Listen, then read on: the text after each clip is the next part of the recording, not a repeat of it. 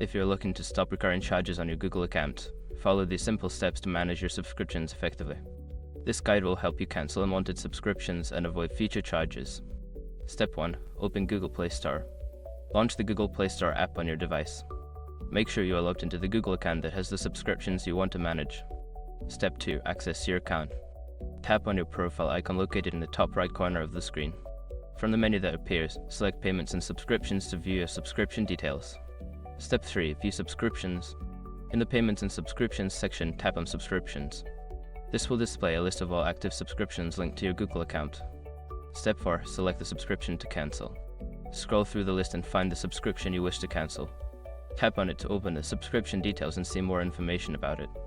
Step 5. Cancel the subscription. Look for the Cancel Subscription option and tap on it. Follow the prompts to confirm the cancellation. You may be asked to provide a reason for the cancellation before it is finalized. After completing these steps, you will successfully stop the recurring charges associated with the selected subscription. Remember to check your subscriptions regularly to manage any future charges effectively.